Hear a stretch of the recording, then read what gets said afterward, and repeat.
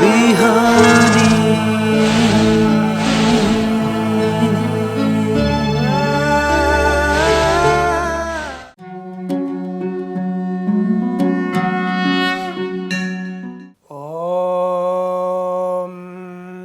स्वस्ति प्रजाभ्य परिपालयन्तां न्याय्येन मार्गेण गतं महिषा गोब्राह्मणेभ्यः शुभमस्तु नित्यं लोकाः समस्ताः सुखिनो भवन्तु।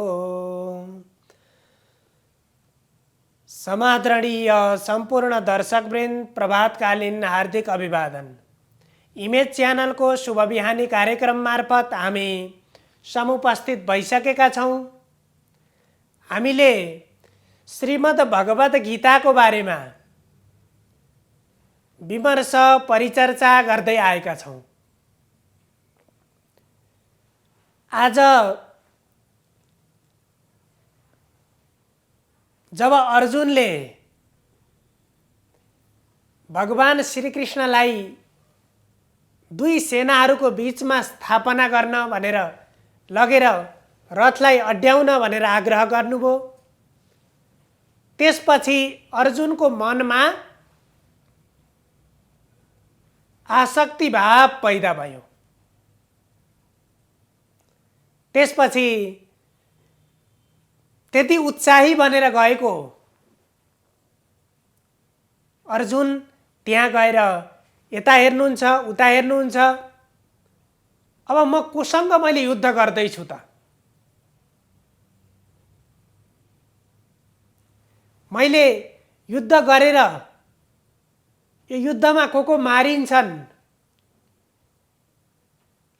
भनेर चिन्तन गर्नुभयो। त्यहाँ हेर्नुभयो, सबैलाई हेरिसकेपछि अर्जुनको मनमा ममता पैदा भयो, मोह पैदा भयो। यता हेर्नुहुन्छ, आफ्नै बन्धु बान्धवहरू छन्, सबै आफ्ना दाइहरू आफ्ना भाइहरू छन् वरिपरि, पक्षमा पनि विपक्षमा पनि। यदि विपक्षका मारिँदाखेरि पनि मेरै बन्धु बान्धव दाजुभाइ मारिन्छन्, द्रोणाचार्यलाई हेर्छन्, मेरै गुरु हुनुहुन्छ, भीष्म पितामहलाई हेर्छन्, मेरै पितामह हजुरबुवा हुनुहुन्छ। यसरी सबै आफ्नालाई देखिसकेपछि अर्जुनलाई पनि माया लाग्न थाल्छ। त्यो ममताको भाव अर्जुनमा उत्पन्न हुन्छ। त्यसपछि भन्नुहुन्छ भगवान कृष्णलाई, किम नो राज्येन गोविन्द किम भोगैर्जीवितेन वा। हे गोविन्द, हे भगवान, मैले यी सबै मेरा बन्धु बान्धवहरूलाई मारेर मेरा गुरुहरूसँग म युद्ध गरेर मलाई के प्राप्त हुन्छ? म यहाँ युद्धको निम्ति म यहाँ उपस्थित त भएँ, तर यो युद्ध गरिसकेपछि मैले युद्धमा विजय प्राप्त गरेँ, तर त्यो विजय पश्चात मेरै भाइलाई मेरै दाइलाई मेरा गुरुहरूलाई युद्धमा मारेर किम भोगैर्जीवितेन वा, त्यसपछि म बाँचेर मैले के को भोग गर्ने?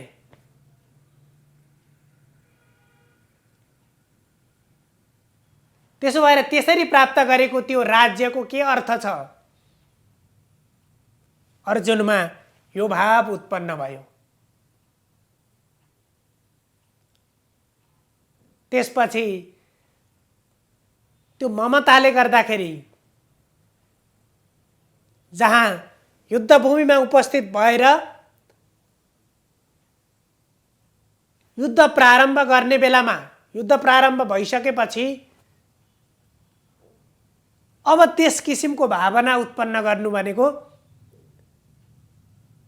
त्यो ममताले गर्दाखेरि आफ्नो कार्यबाट नै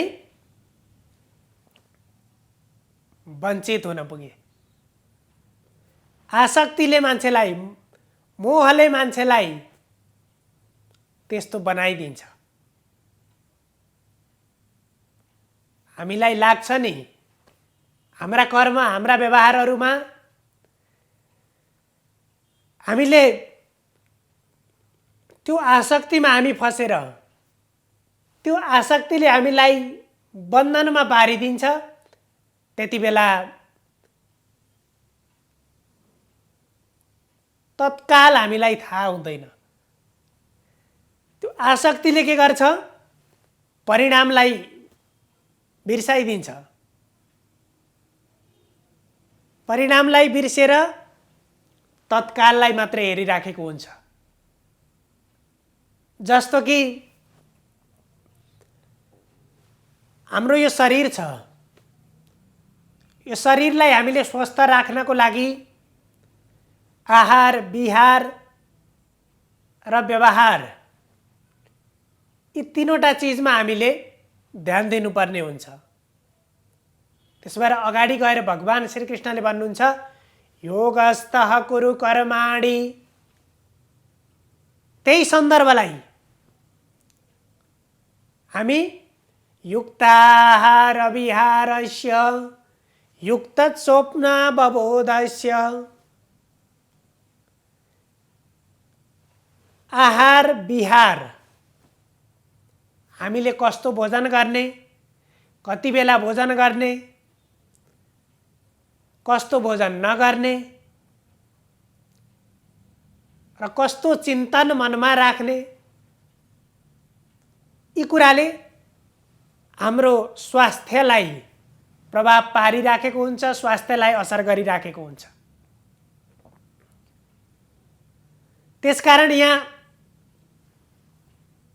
अर्जुनलाई पनि त्यहाँ गएर त्यो दृश्य परिदृश्य देखिसकेपछि ममता पैदा भयो, मोह पैदा भयो, त्यो आसक्तिको भावना पैदा भयो र जुन उत्साहका साथ त्यहाँ उपस्थित हुनुभएको थियो त्यो उत्साह कमजोर हुँदै गयो। र त्यो देखिसकेपछि अर्जुनले भगवान श्रीकृष्णलाई भन्नुहुन्छ सबै मेरा बन्धु बान्धव, मेरा गुरुहरू सबैलाई देखिसकेपछि मेरो त शरीर काँप्न थाल्यो। मेरो हातमा भएको, मैले हातमा धारण गरेको यो गाण्डीव धनु पनि भुइँमा खस्न थाल्यो। मेरा हात खुट्टाहरू पनि लुला हुन थाले। सबै मेरा बन्धुमाथि, गुरुमाथि मैले कसरी यो युद्ध गर्न सक्छु?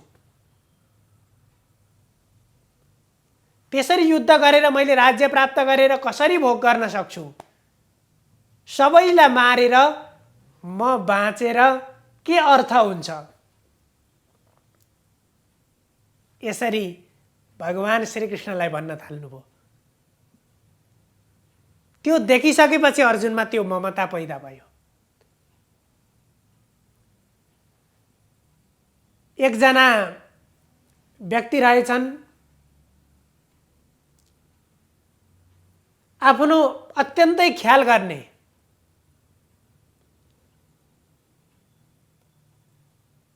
त्यसरी अत्यन्तै ध्यान दिने, ख्याल गर्ने, आहार विहार र व्यवहारमा अत्यन्तै सचेत रहने एकजना व्यक्ति, सधैँभरि नियमपूर्वक व्यवहार गर्दै आएका व्यक्ति एक दिन कुनै ठाउँमा गएको बेलामा अत्यन्तै भोक लागेको रहेछ र अत्यन्तै त्यो भोक भएको बेलामा त्यहाँ उनले स्वादिष्ट भोजन प्राप्त गरे, भोजन भेटे। देख्दाखेरि खाउँ खाउँ लाग्ने खालको स्वादयुक्त त्यस्तो भोजन प्राप्त गरे। उनी अहिले भन्दाखेरि कुनै रोगका बिरामी पनि रहेछन्।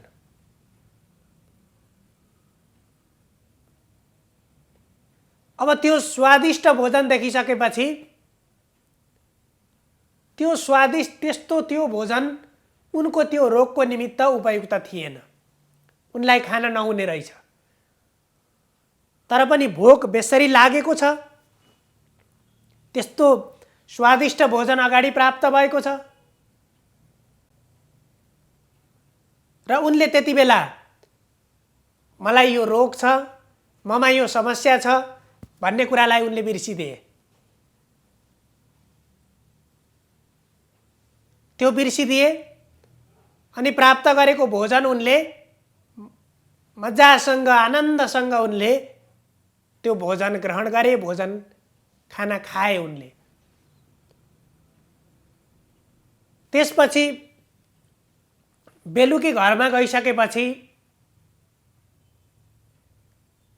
उनलाई बल्ल त्यति बेला याद भयो त्यो भोजन उनको लागि प्रतिकूल बन्यो, उनी बिरामी परे।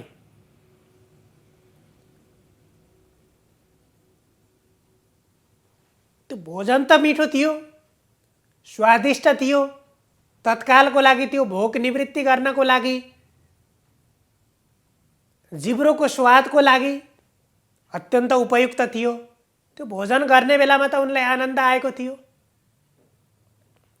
तर उनले यो भोजन गरिसकेपछि मलाई यस्तो रोग छ, मैले यस किसिमको भोजन मैले ग्रहण गर्नु हुँदैन भन्ने कुरा त्यति बेला उनलाई याद भएन, उनले त्यो याद गर्न सम्झिन सकेनन्। त्यसको कारणले गर्दा उनी बेसरी बिरामी भए र त्यो बिरामीले गर्दाखेरि उनको धेरै नोक्सान भयो। उनले त्यति बेला पहिले नै विचार पुर्याउनु पर्थ्यो, तत्कालको लागि स्वादिष्ट भए पनि त्यसलाई विचारपूर्वक ग्रहण गरेनन्। मेरो निम्ति उपयुक्त छ अथवा छैन त्यो कुरा उनले याद गरेनन्। त्यसले गर्दाखेरि जब अब बिरामी परिसकेपछि अब पश्चाताप गरेर के अर्थ छ? बिरामी परेपछि पश्चाताप गरेर अर्थ छैन।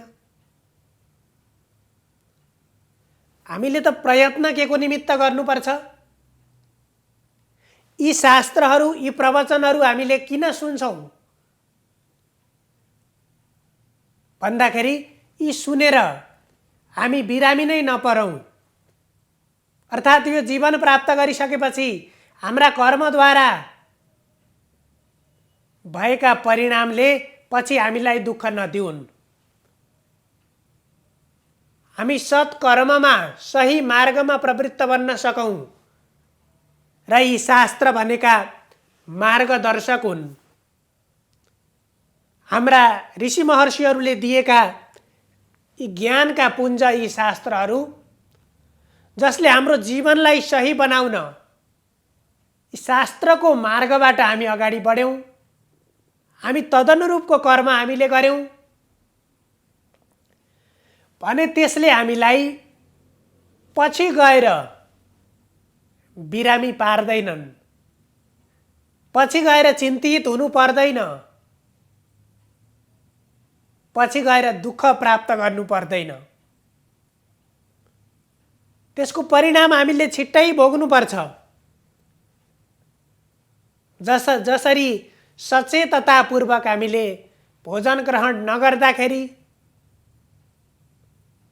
त्यसको असर हामी आफैले भोग्नुपर्छ, त्यस्तै हामीले गरेका प्रत्येक कर्मको परिणाम पनि हामी आफैले भोग्नुपर्छ।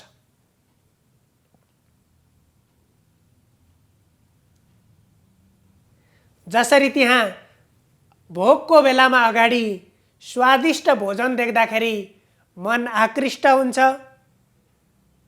त्यस्तै गरी अर्जुनलाई पनि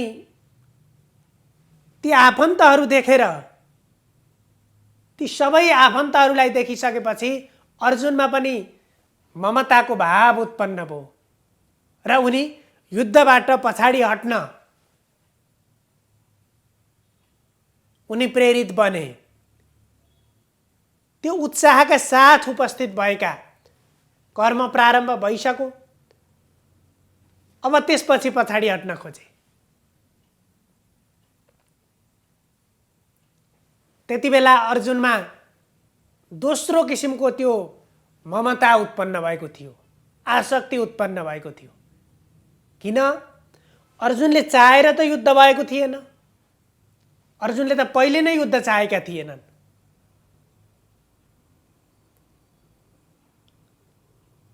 र अर्जुन त्यहाँ के को निमित्त उपस्थित हुनु परेको थियो भन्दाखेरि धर्मको रक्षाको निमित्त।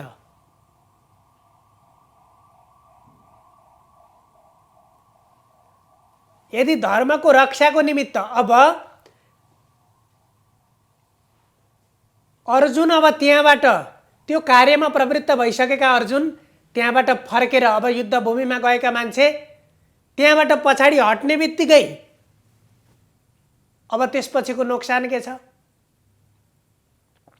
आफ्नो पक्षका सबै सेनाहरू त अवश्य पनि मारिन्छन् अर्जुनले युद्ध नगर्ने हो भने। युद्ध भूमिमा उपस्थित भएर सबैलाई देख्दाखेरि माया लाग्यो, ममता जाग्यो भने अर्जुन पछाडि हटे। तर त्यति बेला परिणाम के हुन्छ त? कौरवहरूले, दुर्योधनले युद्धमा विजय प्राप्त गर्छन्। आफ्नो पक्षका आफ्ना भाइहरू त अवश्य पनि मारिन्छन्। यो चिन्तन उनलाई तत्काल भएन। उनलाई तत्काल त्यो आसक्तिले गर्दा के भयो भने जताका मारिए पनि मैले आफूले बाण चलाउँदाखेरि पनि मेरा बन्धु नै मैले मार्नुपर्ने हो। तत्कालको लागि तिनलाई असहज भयो। तर परिणाम त धर्म प्राप्ति थियो, धर्मको विजय थियो। तत्काल भोक लागेको बेलामा एकछिन भोक खटेर बस्न पनि त मान्छेलाई गाह्रो हुन्छ। त्यहाँ केही कुरा सहनुपर्छ। तर छोटो समयसम्म त्यहाँ केही संयमता अपनाए बापत आफ्नो शरीर स्वस्थ हुन्छ, दीर्घायु प्राप्त हुन्छ भने त्यसलाई हामीले एकछिनको भोकलाई भोकप्रति हामी संयम हुन जरुरी हुन्छ। त्यस्तै भगवान श्रीकृष्णले पनि अर्जुनलाई भन्नुहुन्छ, तिमी अब युद्ध भूमिमा उपस्थित भइसकेका छौ। अब यहाँबाट छोडेर तिमी पछाडि हट्नु भनेको तिम्रो कायरता हो।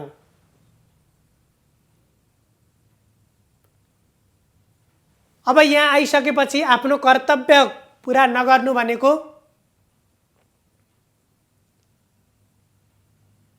तिमी आफ्नो कर्म गर्न नसक्नु। तिम्रो यो सक्षमता यसको कुनै अर्थ रहँदैन।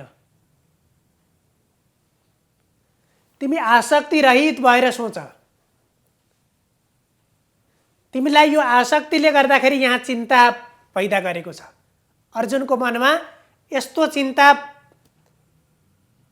जन्मियो। आसक्तिले चिन्ता पैदा गर्छ। न विषादे मनः कार्यम विषादो दोषवत्तरः विषादो हन्ति पुरुषम त्यसकारण नविषादे मनः कार्यम, विषाद भनेको चिन्ता। मनलाई चिन्तामा कहिले लैजानु हुँदैन। त्यो चिन्ताले के गराउँछ? आसक्तिबाट जन्म भएको त्यो चिन्ताले दोषयुक्त बनाउँछ, त्यसले समस्या प्राप्ति गराउँछ। मुक्त होइन, त्यसले समस्यामा लैजान्छ। त्यसकारण विषादो दोषवत्तरः, दोषले युक्त हुन्छ। त्यति मात्रै होइन, त्यो दोषले विषादो हन्ति पुरुषम, त्यसले मानिसलाई नाश गर्छ। दुःख दिने मात्रै होइन, मानिसको विनाश पनि गर्छ। त्यसकारण चिन्ताबाट दूर हुनुपर्छ। त्यो आसक्तिबाट जन्मेको चिन्ता जहिले पनि आसक्तिबाट जन्मिन्छ। तिमीले त्यो आसक्तिको भावनालाई त्याग गरेर आफ्नो कर्ममा प्रवृत्त बन भनेर भगवान श्रीकृष्णले भन्नुहुन्छ। सर्वे भवन्तु सुखिनः, सर्वे सन्तु निरामया, सर्वे भद्राणि पश्यन्तु, मा कश्चित् दुःखभाग् भवेत्। हजुरहरूको दिन मङ्गलमय बनोस्। धन्यवाद।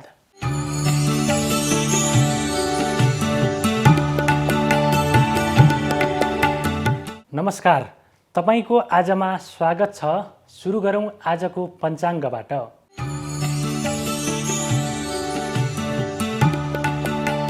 आज मिति 2078 साल कार्तिक 12 गते शुक्रबार, तदनुसार 2021 अक्टोबर 29 तारिक, नेपाल सम्वत 1141 कार्तिक कृष्ण पक्ष अष्टमी तिथि, चन्द्रमा कर्कट राशिमा, तिष्य नक्षत्र, शुभ योग, कौलभ करण।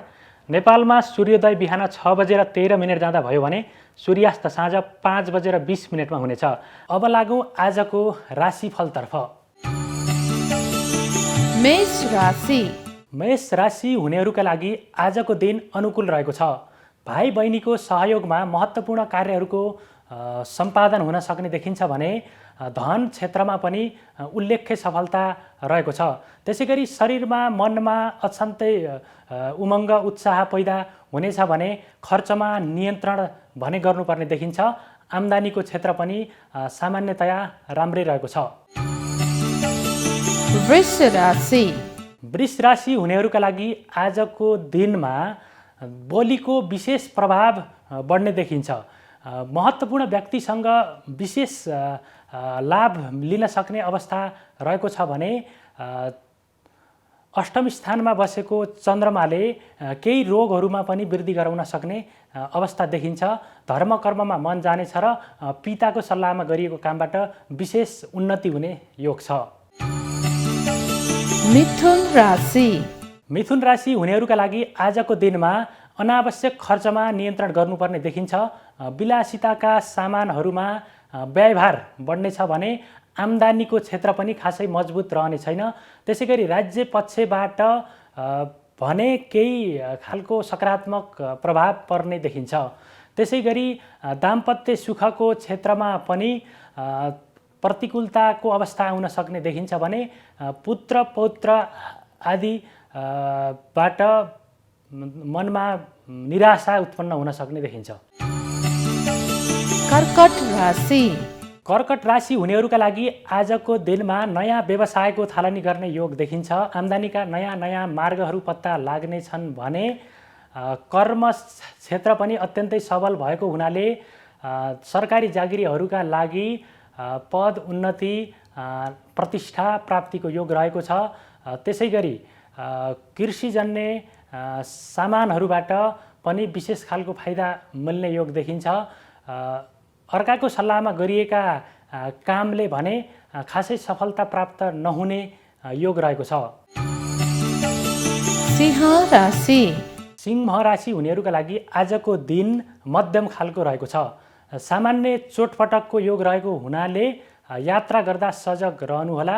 त्यसैगरी दाम्पत्य जीवनमा पनि केही मनोमालिन्य उत्पन्न हुन सक्छन्, त्यसमा सजग भएर अगाडि बढ्नुहोला। त्यसै गरी दीर्घकालीन प्रभाव पार्ने कार्यमा आज हात नहाल्नुहोला र धनको क्षेत्रमा भने विशेष खालको चुनौतीको सामना गर्नुपर्ने देखिन्छ।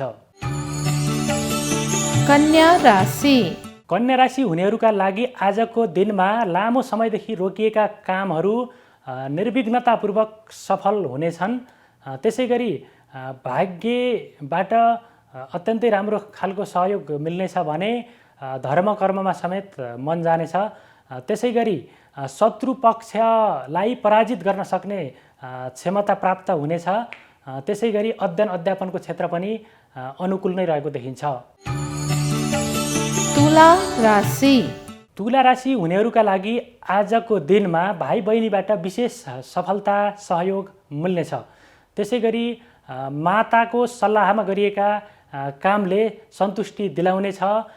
आफ्नो निर्णयले गरिएका काममा कहिलेकाहीँ धोका हुन सक्ने स्थिति भएको हुनाले सरसल्लाह गरेर मात्रै अगाडि बढ्नुहोला निर्णय लिँदाखेरि। वृश्चिक राशि वृश्चिक राशि हुनेहरूका लागि आजको दिन प्रतिकूल रहेको छ। स्वास्थ्यमा सामान्य गडबडी देखा पर्न सक्छ। पेटमा समस्या हुन सक्छ। मानसिक चिन्ता तनाव बेचैनी उत्पन्न गराउन सक्ने योग देखिन्छ। लामो दूरीको यात्रा नगर्नुहोला। सामान्य घाउचोट पटकको योग समेत रहेको देखिन्छ। धनु राशि धनु राशि हुनेहरूका लागि आजको दिनमा प्रेम प्रणय सम्बन्धमा असाध्यै राम्रो सफलता मिल्नेछ। दाम्पत्य सुख प्राप्तिको योग छ। शरीरमा उत्साह र उमङ्गको भाव पैदा हुनेछ भने पुत्र सन्तान आदि पक्षबाट पनि अपेक्षित सफलता प्राप्त हुने योग रहेको छ। त्यसै गरी सवारी साधनको सुख प्राप्त गर्ने योग छ। नयाँ कार्यको थालनी गर्ने सम्भावना पनि रहेको देखिन्छ। मकर राशि मकर राशि हुनेहरूका लागि आजको दिनमा शरीरमा रोगले बास गर्नेछ। मनमा अनावश्यक चिन्ता तनाव उत्पन्न हुनेछ भने पुत्र सन्तान आदि पक्षबाट पनि समस्यामूलक स्थिति उत्पन्न हुनेछ। आम्दानीमा खासै राम्रो प्रगति नहुँदा व्ययलाई सन्तुलन गर्न गाह्रो हुने देखिन्छ। त्यसै गरी बोलीको प्रभावले भने केही राम्रो सकारात्मक परिणाम ल्याउन सक्ने देखिन्छ। कुम्भ राशि कुम्भ राशि हुनेहरूका लागि आजको दिनमा तृतीय स्थानको विशेष शुभ योग भएको हुनाले तृतीय स्थानबाट भाग्य स्थान पनि पूर्ण रूपमा दृष्टि हुने भएकोले भाग्यले अत्यन्तै राम्रो साथ सहयोग गर्ने देखिन्छ। भाग्यको कारणले गर्दाखेरि रोकिएका कामहरू पनि सम्पादन हुनेछन् भने भाइ बहिनीको सहयोगबाट विशेष गरी महत्त्वपूर्ण कामहरू पुरा गर्न सफलता मिल्नेछ।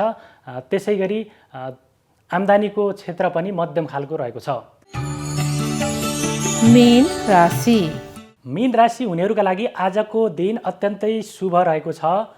सवारी साधनको सुख प्राप्त गर्ने योग छ भने नयाँ कामको समेत थालनी हुने देखिन्छ। आम्दानीका नयाँ नयाँ मार्गहरू खुल्नेछन् र व्ययमा समेत सन्तुलन हुनेछ। त्यसै गरी बलिको प्रभावले महत्त्वपूर्ण कार्यको सम्पादन हुँदा मनमा उत्साह उमङ्ग पैदा हुनेछ। तपाईको आज अन्तर्गत हामीले प्रस्तुत गर्यौं 12 वटा राशिको राशिफल। आज भने तपाईको आजबाट बिदा हुने समय भएको छ। आज्ञा दिनुहोस्। नमस्कार। शुभ बिहानी।